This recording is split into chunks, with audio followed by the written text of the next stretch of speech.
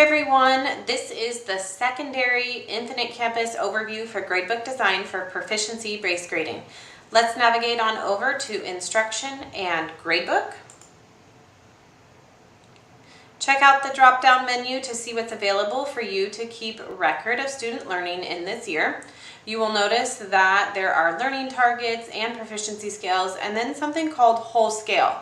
Let's dive into that more. Click on Settings, Grade Calc Options, and we'll use Momentum as our example.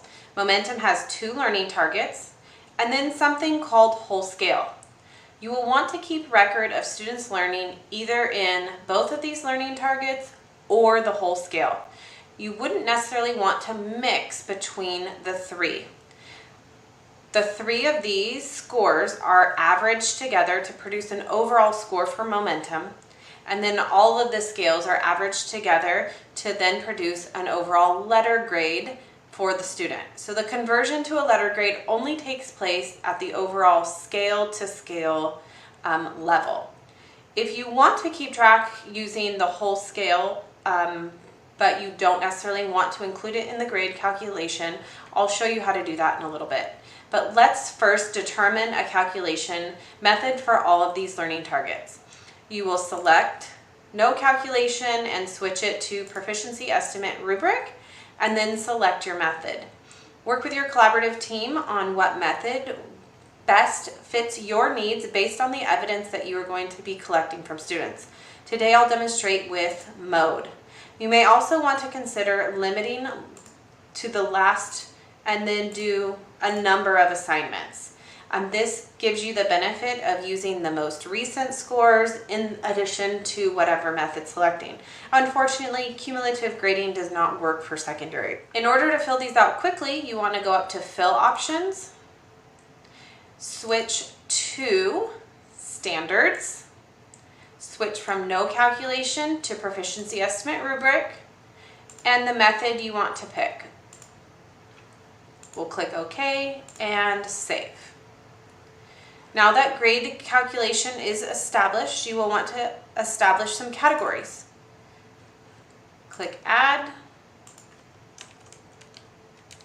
and determine with your collaborative team what types of categories you want to establish. In proficiency-based grading, weighting of categories is not applicable, but you can use the exclude from calculation option, like I mentioned before, if you want to keep record of something but not necessarily include it in the overall scoring. So you would tag an assignment with that specific category to have it not included in calculation. You also want to change the default scoring type to rubrics and click Save.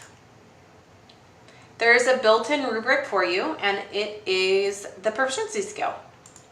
We'll click Close, and now we are ready to start adding evidence of student learning. We'll click Add, just like we normally would add an assignment.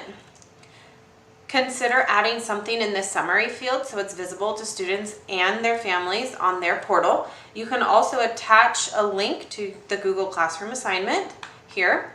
And then you have some options. Do you want it visible or not visible? Make sure these start and end dates are true. This is very important when you're limiting to the last number of assignments or you're grading based off of most recent, because these timestamps matter.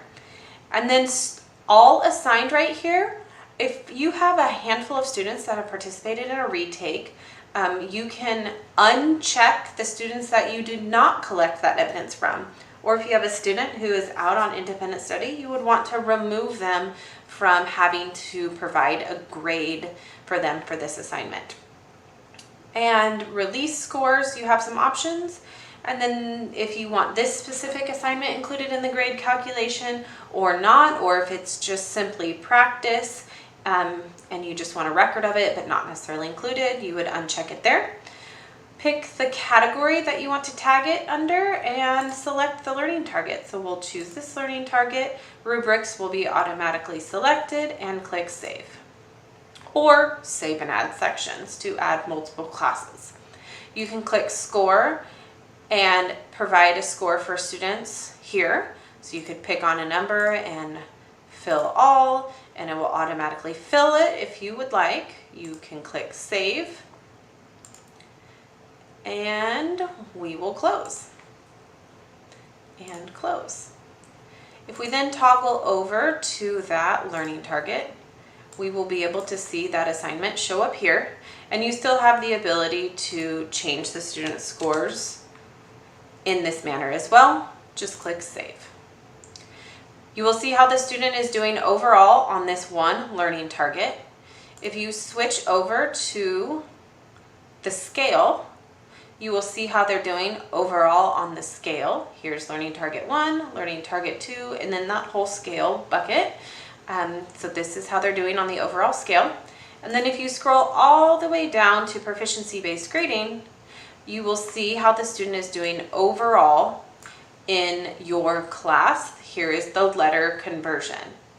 So here's how they're doing on all of the scales once you have student information inputted. Please reach out if you have any questions.